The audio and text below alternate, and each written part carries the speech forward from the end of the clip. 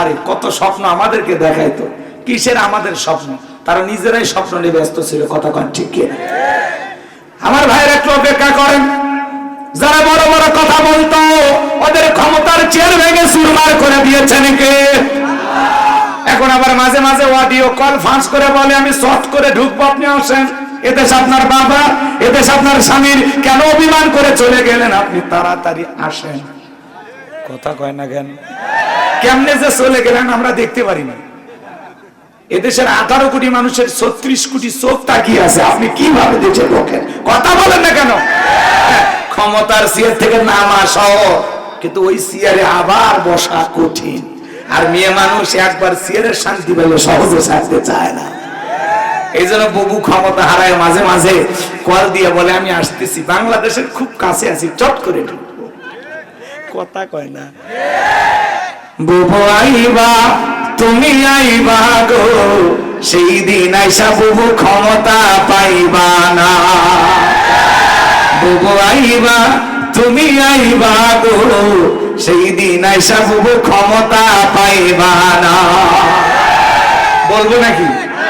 খোঁজ নাই বুবু কাদের কাকার, অবস্থা খারাপ দরবেশ বাবার, হাও না গেলা কোন সামনেও আসে না। খোঁজ নাই বুবু কাদের কাকার, অবস্থা খারাপ দরবেশ বাবার, হাও না গেলা কোন সামনেও আসে না। নেতা কর্মী সব জেলের ভিতর, আমি আসি ডরের উপর, কখন জানি আসে গ্রেপ্তারি পরোয়ানা। বুবু আইবা, তুমি আইবা গো, সেই দিন আইসা বুবু ক্ষমতা পাইবা না। আমরা আগামীতে সিদ্ধান্ত নেব, বাংলাদেশ আর যাই হোক কোন নারীকে আমরা প্রধানমন্ত্রী হিসেবে দেখতে চাই না। আমার ভাইরা, ডোনাল্ড ট্রাম্পের মতো আটাবাগল মানুষকে আমেরিকার প্রেসিডেন্ট বানানো হলো, এরপরে ওরা কমলা লেবুকে ভোট দিল না। কথা বলেন ঠিক কিনা? আমেরিকার 47তম প্রেসিডেন্ট হলেন ডোনাল্ড ট্রাম্প।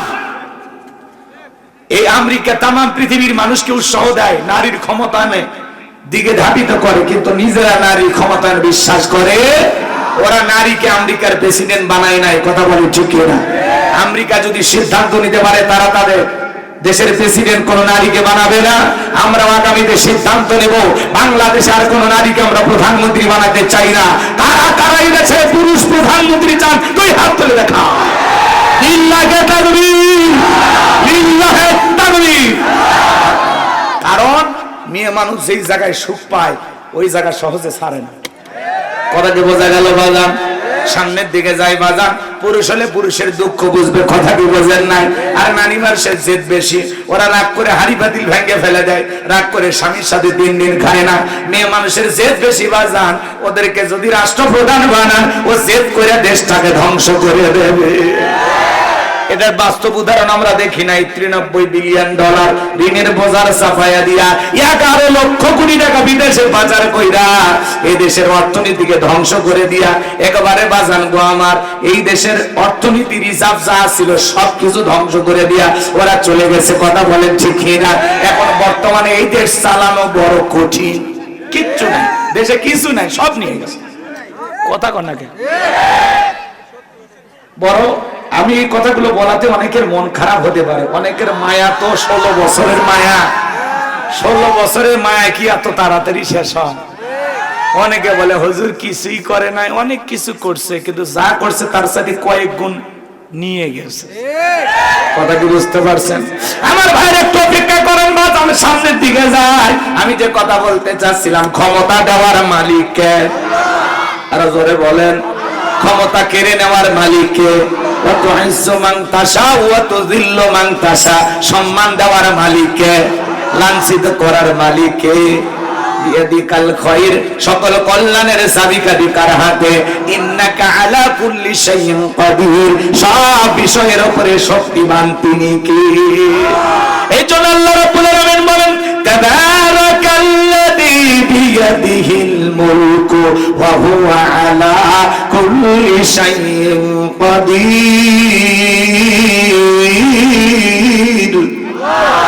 মহামান্বিত সেই সত্তা যার হাতে সর্বময় কর্তৃত্ব রাজত্ব পাওয়ার ক্ষমতা, তিনি বলেন সব বিষয়ের শক্তি, সব বিষয়ের উপরে শক্তিবান। তাহলে বলেন বাজান, সবকিছুর ক্ষমতার একমাত্র মালিক কে? এই পৃথিবীর জমিনে আল্লাহ রাব্বুল আলামিন চারজন মানুষকে পুরো পৃথিবীর রাজত্ব পাওয়ার ক্ষমতা দিয়েছিলেন। পুরো পৃথিবীর ক্ষমতা দূরের কথা, ছোটখাটো পার্টি নেতার গরম এলাকায় থাকা যায় না। আমারে চিনিস, আমি অমুক নেতার আপন খালাতো বোন, তার ছোট মেয়ে বিয়ে করিস, কি হাইব্রিড পরিচয় আছে আছে আছে, ওরা আছে, কথা কন না কেন? এই জন্য বাজান টেন্ডার বাস, চাঁদা বাস বড় বড় হয়েছিল, ওরা নাই, সব পালিয়ে গেছে, কথা কন ঠিক কি না? এখন যদি কেউ এই দেশে দুর্নীতি করতে চায় মার হবে, কথা কন, যদি কেউ ঘুষ চায় মার হবে। কি রাগ করতেছেন আপনারা? রক্ত দিয়ে আমরা নতুন স্বাধীনতা পেয়েছি, প্রয়োজনে আবার রক্ত দেব, কিন্তু আর কোন স্বৈরাচারী জালেম বাংলাদেশে আমরা জন্ম নিতে দেব না। আগামীতে যারা ক্ষমতায় আসবে তারা যেন ইতিহাস থেকে শিক্ষা গ্রহণ করে। কথা কি বোঝা গেল? 38 বছর বয়স, ভোট দিতে পারি নাই। আমার ভোট আমি দেব যোগ্য নেতা দেখে দেব, যে নেতা নেককার দিনদার, যার হাতে ক্ষমতা গেলে আমানতের খেয়ানত হবে না, যে মানুষ মানুষের কল্যাণে কাজ করবে, দেশের উন্নয়নে কাজ করবে, ইসলাম আলাদেরকে নিরাপদে রাখবে, সকল ধর্মের মানুষের অধিকার নিশ্চিত করবে। কথা বলেন ঠিক কি না? অনেক আউল ফাউল দিন আমাদের চলে গেছে, 53 বছরে আমরা কিছুই করতে পারি না। আগামীতে আমরা করার চেষ্টা করবো ইনশাআল্লাহ। আল্লাহ এই জমিনকে ইসলামের জন্য কবুল করো। আল্লাহ এই জমিনের সকল অশান্তি দূর করে শান্তির ফয়সালা করে দাও, জোরে বলেন আমিন। ভাই, এই দেশকে আপনারা ভালোবাসেন? তাহলে আমার কথা কি শুনে রাগ করতেছেন? তাহলে বলেন তো বাজান, পুরো পৃথিবীর ক্ষমতা আল্লাহ কয়জনকে দিয়েছিলেন? আরে ভাই, পুরো পৃথিবীর ক্ষমতা দূরের কথা, ছোটখাটো পাতি নেতার সাথে পারা যাইত না। তো বিশ্বনবীর জামান একটা পাতি নেতা ছিল, তাদেরকে বলা হতো গোত্রীয় লিডার। বর্তমানে যেরকম চেয়ারম্যান মেম্বার থাকে না, ওই সময়ে একটা গোত্রীয় লিডার, গোত্রীয় দলপতি, মুরল, মাতবর এরকম বলা হতো। এদের মধ্য থেকে একজনের নাম ছিল মহাবীর আমর। বিশ্বনবী হিজরত করে মদিনায় চলে গেছেন। নবীজি মক্কার কাফেরদেরকে নিয়ে তার কোনো মাথা ব্যথা নেই, কিন্তু মক্কার কাফেরদের ঘুম হারাম। ভাতিজা না জানি মদিনায় যায় কি করতেছে, এই টেনশনে ওদের ঘুম হয় না। এবার তারা কি করলো শোনেন, এই মক্কার মহাবীর আমর প্রতিমার সামনে দাঁড়ায়া, লাত, উজ্জা, দেবদেবী, সরস্বতী, রাধাকৃষ্ণ, ভগবতী এই প্রতিমাগুলোর সামনে দাঁড়ায় বলতেছে, যতক্ষণ না আব্দুল্লাহ বেটা মুহাম্মদ সাল্লাল্লাহু আলাইহি সাল্লামের দেহ থেকে কাল্লা না ফেলাইতে পারবো, ততক্ষণ পর্যন্ত আমি এক ফোঁটা পানিও পান করবো না। জোরে কন্যা বলেন তো বাজার, আমার নবীকে ওদের পাকা ধানে মই দিয়েছিল, আর বাড়িতে চুরি করতে গেছিল। আমার নবীর কি কোনো অপরাধ আছে? না। আপনার আমার নবীর কোনো অপরাধ নেই। নবীজি কালেমার দাওয়াত দেয়, ইসলামের প্রচার প্রসার করে, এক আল্লাহর পথে মানুষকে দাওয়াত দেয়। এটাই কাফের বেঈমানদের সহ্য হতো না। ওরা বলে আমরা 33 কোটি দেবতা মানি, আর এক আল্লাহ মানলে সব সমস্যার সমাধান, এটা ওরা মানতেই চাইতো না, বিশ্বাসও করতো না। কথা বলে ঠিক কি না? এই জন্য বাজারে আমার এই মহাবীর আমার প্রতিমার সামনে দাঁড়ায়া শপথ গ্রহণ করে বলে, আব্দুল্লাহর বেটা মুহাম্মদ সাল্লাল্লাহু আলাইহি সাল্লামের দেহ থেকে কাল্লা না নেওয়া পর্যন্ত আমি এক ফোঁটা পানিও পান করব না। এই স্লোগান দিয়ে আমার ভাইয়েরা মদিনার পথে রওনা করলেন। আল্লাহ রাব্বুল আলামিন এই সংবাদ বিশ্ব নবীর কানে পৌঁছায় দিলেন, নবী গো, ওই মক্কার মহাবীর আমর আপনার মাথা নেওয়ার জন্য রওনা করেছে গো নবী। এই কথা শোনার পর নবী আমার টেনশনে পড়ে গেলেন। সাহাবায়ে কিরামদেরকে ডেকে বলেন, ও আমার সাহাবীরা শোনো, মক্কার মহাবীর আমর আমার মাথা নেওয়ার জন্য রওনা করেছে, তোমরাই বলো কি করা যায়। নরম সাহাবী হযরত ওসমান রাদিয়াল্লাহু তাআলা বলতেছেন, নবী আপনি আল্লাহর এত বড় পয়গম্বর, আপনি আল্লাহ তাআলার কাছে দোয়া করেন, ওই মক্কার মহাবীর আমর আপনার চেহারা দেখার আগে আল্লাহ পাক যেন ওরে জমিন থেকে ধ্বংস করে দেয়। আমার নবী ওসমানের কথা শুনে হাত তুলে দোয়া করতেছেন, আল্লাহ ওই মক্কার মহাবীর আমর আমার মাথা নেওয়ার জন্য রওনা করেছে, ওই মক্কার মহাবীর আমর আমার কাছে পৌঁছার আগে ওর হাত পা এতটুকু শুধু বলেছেন। আল্লাহ ডেকে বলে, জিবরাইল আর করিস না দেরি, আমার বন্ধুকে জানায় দাও তাড়াতাড়ি। আমি আল্লাহ পাক শুধু দুই হাত দোয়া করার জন্য দেই নাই, মাঝে মাঝে জালেম আর বেঈমানদেরকে সাইজ করার জন্য ওই দুই হাতে লাঠিও তুলে নেওয়া লাগবে। কথা বলেন ঠিক কি না? জিবরাইল এসে বলেন, আমি দোয়া কবুল হবে না, হাত নামান। আমরা অনেকে মোনাজাত করি, কেউ দোয়া করে এরকম দড়ি পাকায়, কথা কয়, কেউ এরকম মুনাজাত করে আর পেশার মাপে, কেউ দোয়া করে এরকম চুপচাপ ধরে থাকে। আবার যারা বেশি চালাক যুবকরা হাতি তোলে না, যখন হুজুর বলে আমিন তখন বলে আমিন। হুজুর আজকের মুনাজাত চমৎকার হয়েছে, ও কিন্তু দোয়াই ধরেনি। কথা কম ঠিক না? আর আপনারা বলেন তো বাজান, সব জায়গায় কি দোয়া দিয়ে কাজ হয়? এই গ্রামের নাম কি? পুকুর পাড়। মনে করেন এই গ্রামে প্রতিদিন চুরি হইতেছে, উদাহরণ দিতেছি কথা বোঝানোর জন্য। চোরের অত্যাচারে এই গ্রামে থাকা বড় কঠিন। গহনাগাটি চুরি হয়, টাকা পয়সা চুরি হয়, গরু ছাগল চুরি হয়, এমনকি সুন্দরী বউটা পর্যন্ত চুরি হয়। চোরের অত্যাচারে এলাকায় থাকা যাচ্ছে না। একজন 10 কেজি জিলাপি উল্লাপাড়া বাজার থেকে নিয়ে এসে ইমাম সাহেবকে দিয়ে বলে, হুজুর চোরের হাত থেকে যেন আল্লাহ গ্রামবাসীকে হেফাজত করে একটু দোয়া করেন। হুজুর হাত তুলে বলতেছে, আল্লাহ চোরের হাত থেকে গ্রামবাসীকে হেফাজত করো। চোর জিলাপি খাবার আশায় হাত তুলে বলে আমিন আমিন আমিন। চোর কি বাহির গ্রামে থাকে না? ওই গ্রামেরও 2-1 থাকে না। না হলে কার বাড়িতে কি আছে এই তথ্য দিল কেমনে? কথা কন না আপনার, আবার রাগ করেন না। কিন্তু আমি আগেই বলেছি, এটা উদাহরণ দিচ্ছি কথা বোঝানোর জন্য। এক জায়গায় যে ওয়াজ করছে স্বামী স্ত্রী ঝগড়া নিয়ে, সভাপতি আমার হাত ধরে বলতেছে, হুজুর আজকে যে আমি আমার বউয়ের সাথে ঝগড়া করছি, এই কথা আপনারা কে শিখিয়ে দিয়েছে বলেন তো? ভাই আমি কি জানি আর কি সমস্যা? এই জন্য ভুল বুঝবে না, ঠিক আছে? এক মাহফিলে বাদশার নাম বলছিলাম, এক লোক মুনাজাত শেষে সবাই যায়, ওই লোকটা খুঁটি ধরে যায়। মানে ভাই কি দুঃখ আপনার? কয় হুজুর বাদশার নাম যে কইলেন আমি তো সেই বাদশা। তো কথা কি বুঝতে পারছেন? তো আপনারা ভুল বুঝবেন না যে এই গ্রামে চোর আছে। আমি জানি আপনারা সবাই আল্লাহর ওলি। কষ্ট পাচ্ছেন? আমার ভাইরা ভালো করে বোঝার চেষ্টা করবেন। ওই জায়গায় ইমাম সাহেব যদি হাত তুলে দোয়া না করে বলতো, এ পুকুর পাড়ে যুবকেরা, তোমরা যদি তোমাদের এই গ্রামের ধন সম্পদ টাকা পয়সা হেফাজত করতে চাও, তাহলে এই গ্রামে ঢোকার 4টা রাস্তা আছে। এই 4 রাস্তার মোড়ে মোড়ে বাংলার লাঠি নিয়ে দাঁড়ায় থাকবা। মাগরিব থেকে ফজর পর্যন্ত চোরকে দেখা মাত্রই ওই লাঠি দিয়ে এমন পিটাবা, চোরের গিরা ওয়াশ করবা। বলেন তো বাজান, তাহলে কি আর চোরের দেখা পাওয়া যাইতো? কথা কন নাকি আপনারা? তাহলে কি আর চোরের দেখা পাওয়া যাইতো?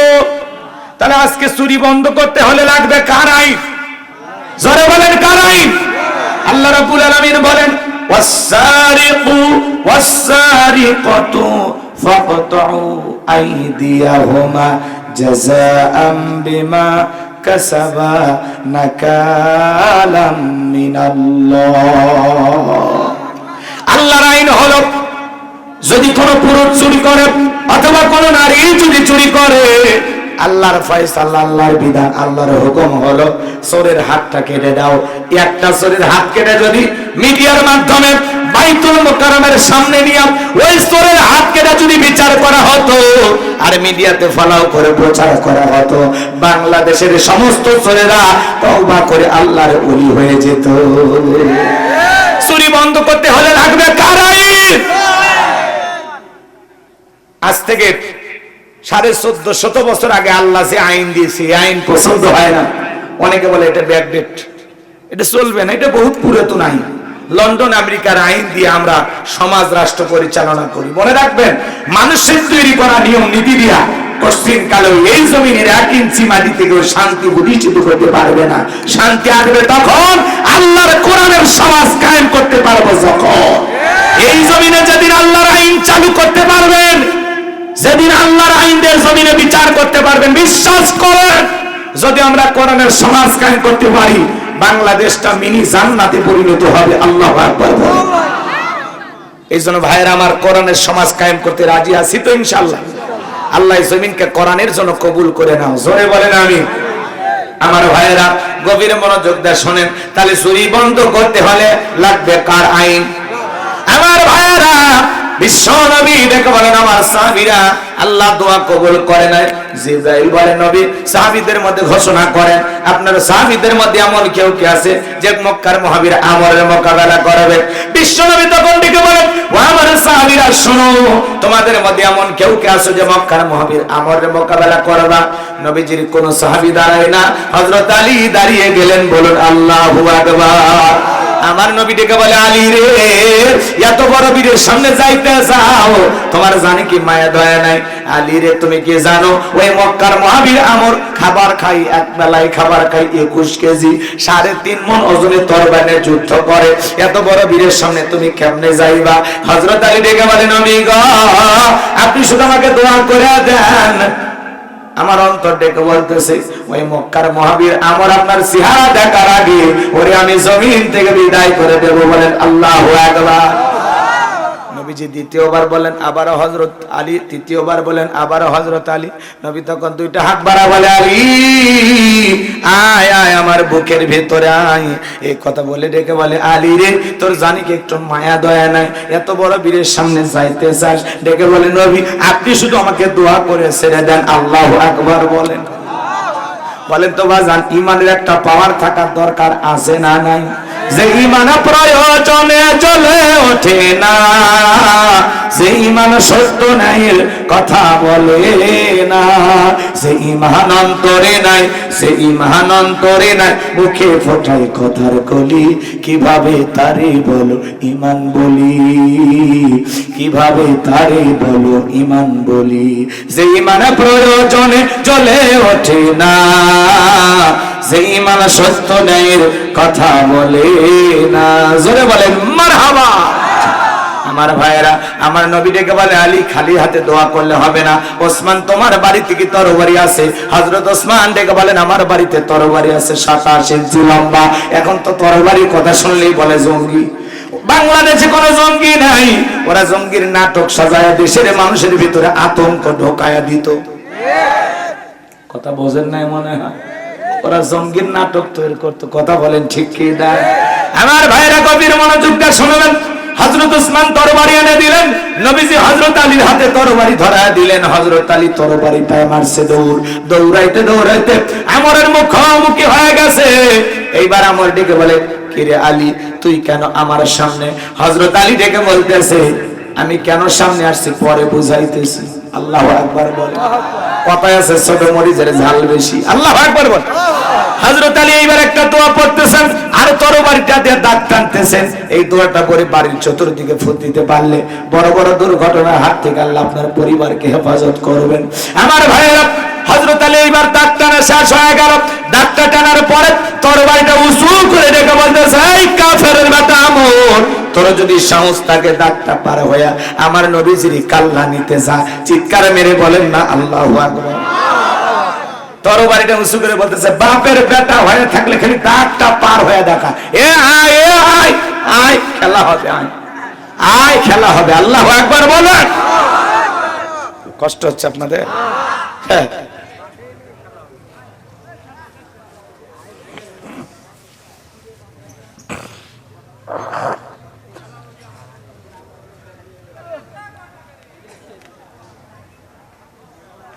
ঠিক আছে সমস্যা নাই যান দুই একজন তমাশা করতেছেন অনেক মানুষ তো ওয়াদা ঠিক রাখবে না ওয়াদা ভঙ্গ করা কিসের লক্ষ্য তা আপনারা সবাই তো বোঝেন নিজেদের জবান ঠিক রাখবেন আমি আগেই বলছি যদি না শোনেন আমি জোর করে শোনাবেন আমাদের কাজ হয়ে গেছে আমি আসছি দেখা করছি কালেকশন হয়েছে আলহামদুলিল্লাহ এখন ওয়াজ না করলে ফাসুবহানাল্লাযী লা ইহসা ইমতিনানুহু বিল লিসানি ওয়ালা বিল কলম نشهد أن لا إله إلا الله وحده لا شريك له ونشهد أن سيدنا وسندنا وحبيبنا ومولانا محمدا عبده ورسوله الذي أرسله بالحق بشيرا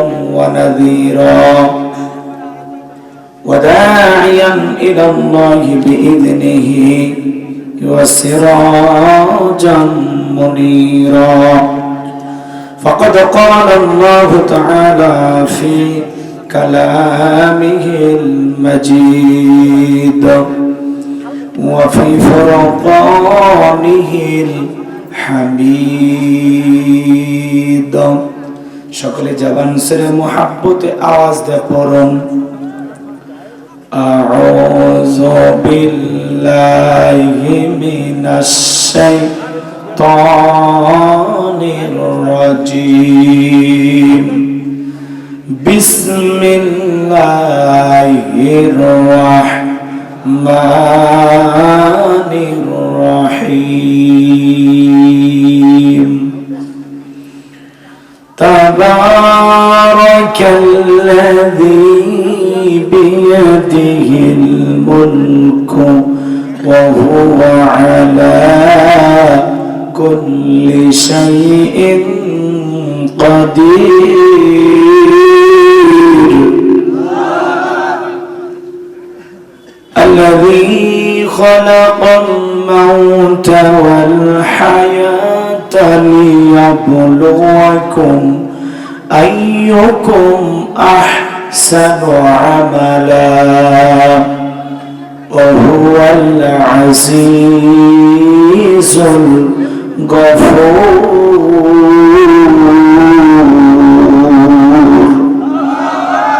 صدقت يا رب العالمين. وعن أبي هريرة رضي الله تعالى عنه قال قال رسول الله صلى الله عليه وسلم الدنيا سجن المؤمن وجنة الكافر رواه مسلم. وقال تعالى في شان حبيبي إن الله وملائكته يصلون على النبي يا أيها الذين آمنوا صلوا عليه وسلموا تسليما. সকলে দরুদ ইব্রাহিম পড়ুন। اللهم صل على محمد وعلى آل محمد كما صليت على إبراهيم وعلى آل إبراهيم إنك حميد مجيد. اللهم بارك على محمد وعلى آل محمد كما باركت على إبراهيم وعلى آل إبراهيم إنك حميد مجيد. মুসলিম মোরা ঘুমিয়ে পড়েছি, বিবেকে জ্বলছে তালা, রক্ত মোদের হয়েছে শিথিল, পাপে অন্তর কালা। আসছে পথে আধার নেমে, তাই বলে কি রইবি থেমে, বারে বারে জ্বলবে বাতি, হয়তো বাতি জ্বলবে না। তাই বলে তো ভীরর মতো বসে থাকলে চলবে না। মুসলিম আমি, সংগ্রামী আমি, আমি চিররণবীর, আল্লাহকে ছাড়া কাউকে মানি না, নারাই তাকবীর। মুসলিম জাগে কারবালাতে, কঠিন শপথ পড়ে, সেই মুসলিম চিরোত্তম, তাই তো একত্রে শপথ নিলাম, আল্লাহ রাজ গড়ব এবার চির শান্তি সুখের নীর। আল্লাহকে ছাড়া কাউকে করি না ভয়, নারাই তাকবীর। কইরে খালেদে কইরে ওমর, এসেছে নতুন বদর, কইরে খালেদে কইরে ওমর, এসেছে নতুন বদর। কোথারে দেখবি জগি তরুণ মুজাহিদ, আবারও কি গাইতে হবে ঘুম ভাঙানো গীত, আবারও কি গাইতে হবে ঘুম ভাঙানো গীত। লা ইলাহা ইল্লাল্লাহ, জোরে লা, আওয়াজ করে জোরে জোরে লা ইলাহা ইল্লাল্লাহ, জোরে লা ইল্লাল্লাহ, জোরে লা ইলাহা ইল্লাল্লাহ, জোরে লা। ফুলের বুকে থাকলে মধু ভ্রমর যেমন আসি, কোরআনের জ্ঞান থাকলে বুকে সবাই ভালোবাসে। লা ইলাহা ইল্লাল্লাহ, জোরে লা, কিরে বাবা এত হাত দাও কেন? জোরে লা, জোরে লা ইলাহা ইল্লাল্লাহ, জোরে লা, জোরে লা ইলাহা ইল্লাল্লাহ, জোরে লা ইলাহা ইল্লাল্লাহ, জোরে লা, আওয়াজ বাড়াও বাড়াও, লা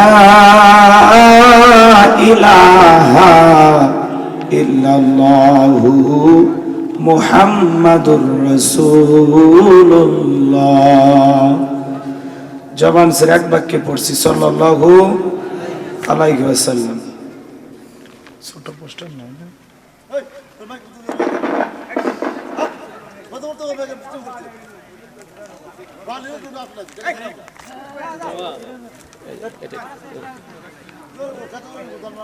বাংলাদেশের ঐতিহ্যবাহী সিরাজগঞ্জ জেলার উল্লাপাড়া থানার অন্তর্গত পুকুরপাড় সইবাড়িয়া ভেটুয়াকান্দি কবরস্থান ও ঈদগাহ মাঠের উন্নয়ন কল্পে আজকের তাফসীর ও কোরআন মাহফিলের সম্মানিত সুযোগ্য অনারেবল প্রেসিডেন্ট জনাব আলহাজ মোহাম্মদ জমিন উদ্দিন, আল্লাহ পাক তার গোলামকে হায়াতে তৈয়বা সিয়াতে কুল্লিয়া দান করুন, সকলে বলুন আমিন। আজকের প্রোগ্রামের সহ সভাপতি জনাব আলহাজ মোহাম্মদ আব্দুর রাজ্জাক সাহেব, আল্লাহ পাক তার গোলামকে হায়াতে তৈয়বা সিয়াতে কুল্লিয়া দান করুন, সকলে বলুন আমিন। আজকের প্রোগ্রামের প্রধান অতিথি বিশিষ্ট রাজনীতিবিদ, আপনাদের প্রিয় মানুষ, জননেতা জনাব বীর মুক্তিযোদ্ধা অ্যাডভোকেট শামসুল আলম সাহেব, আল্লাহ পাক তার গোলামকে হায়াতে তৈয়বা সিয়াতে কুল্লিয়া দান করুন, জনগণের খেদমতের জন্য আদর্শবান নেতা হিসেবে কবুল করুন, সকলে বলুন আমিন। আজকের প্রোগ্রামের বিশেষ অতিথিবৃন্দ, সম্মানিত অতিথিবৃন্দ, আলোচনা রেখে ধন্য করেছেন বিশিষ্ট ইসলামী চিন্তাবিদ মুফাসসির কোরআন আলহাজ মাওলানা মোহাম্মদ আব্দুস সুবহান জিহাদি সাহেব, আল্লাহ পাক তার গোলামের কণ্ঠ দ্বীনের জন্য, ইসলামের জন্য, কোরআনের খেদমতের জন্য কবুল করুন, সকলে বলুন আমিন। মাহফিল পরিচালনায় মাওলানা মোহাম্মদ আখতারুজ্জামান সাহেব, আল্লাহ পাক তার গোলামের কণ্ঠ দ্বীনের জন্য, ইসলামের জন্য, কোরআনের খেদমতের জন্য কবুল করুন, সকলে বলুন আমিন। মঞ্চ উপস্থিত সম্মানিত ওলামায়ে কেরাম, সামনে বসা পিতৃ সমতুল্য মুরব্বী বাবাজিরা, কলিজার টুকরা প্রাণপ্রিয় যুবক ভাইরা, ছোট্ট ছোট সোনামানিকেরা, পর্দার আড়ালের সম্মানিত অবলা সরলা আবেদা সালেহা মা ও বোনেরা, প্রশাসনের সম্মানিত পুলিশের ভাইয়েরা, ডিবির ভাইয়েরা, জাতির বিবেক প্রিয় সাংবাদিক বন্ধুগণ, বিভিন্ন রাজনৈতিক দলের সম্মানিত নেতা কর্মী ভাইয়েরা, সবাইকে আরেকটি বার সালাম দিচ্ছি। আশা করছি সকলেই সালামের জবাব জোরে সোরে দেবেন। আসসালামু আলাইকুম ওয়া রাহমাতুল্লাহি ওয়া বারাকাতুহু।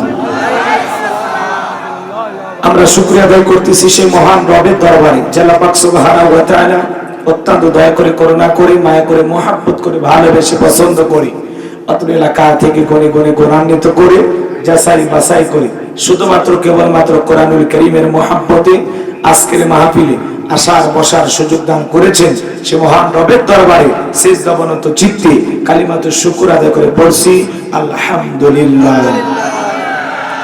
হয় নাই কৃপণতা অলসতা দূর করে মুসলমান হিসাবে সিংহের মতো বাঘের মতো গর্জন করে আল্লাহর দেয়া জবান দ্বারা দুইটা ঠোঁট নাড়ায়া শরীরের সবটুকু শক্তি উজাড় করে চিৎকার মেরে বলুন আলহামদুলিল্লাহ। বলুন রব্বানা লাকাল হামদ হামদান কাসীরান তাইয়িবান মুবারাকান ফি। লক্ষ কোটি দরুদ সালাম মানবতার শ্রেষ্ঠ বন্ধু বিশ্বনবী, বিশ্বনেতা যে নবী আইকেমে জাহিলিয়াতের যুগে আগমন করে অসভ্য মানুষগুলোকে সভ্য বানিয়েছেন, অভদ্র মানুষগুলোকে ভদ্র বানিয়েছেন, কোরআন নামের সংবিধান দিয়া কোরআনের রাজ কায়েম কইরা সোনালী যুগ উপহার দিয়ে মদিনার পাক ভূমিতে শায়িত আছেন।